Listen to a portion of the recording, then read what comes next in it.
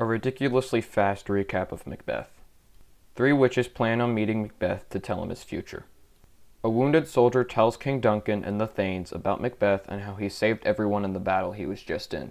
So then King Duncan's all like, hey, you know what, this Macbeth guy's pretty cool, so how about I make him the new Thane of Cawdor? The witches catch up with Macbeth and his friend Banquo, and basically tell Macbeth he's going to be the king.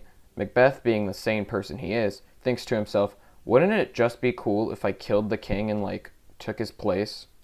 King Duncan tells everyone his son, Malcolm, will take the throne.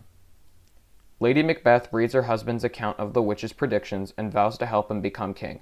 She then goes off in a weird monologue about suddenly changing genders out of her sheer willingness to help Macbeth.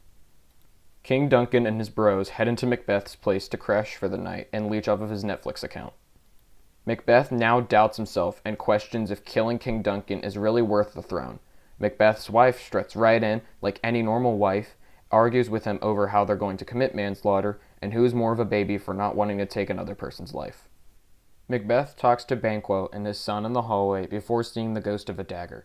He takes this dagger as a sign that it's his destiny to kill Duncan. I definitely won't regret killing him now, he tells himself. Macbeth regrets killing King Duncan. Macbeth lies to the Thanes and tells them that the servants killed Duncan. Macbeth becomes king for some reason.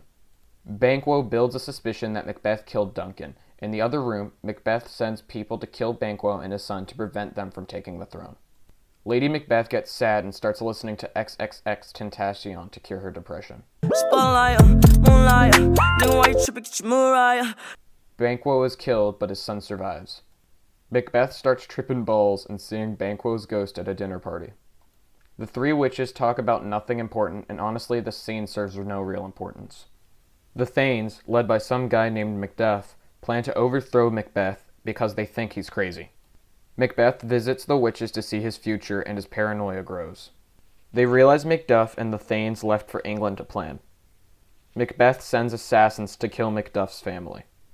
Lady Macbeth is torn apart and has deep regret for everything she has done. The Thanes of Scotland return and begin to surround the castle. Macbeth realizes the Thanes have returned.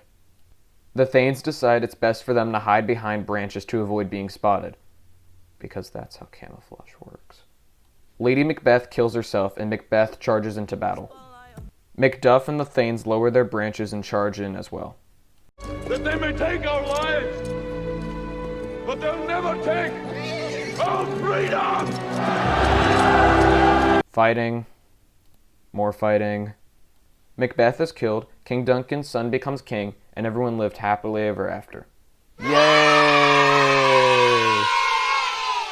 The end.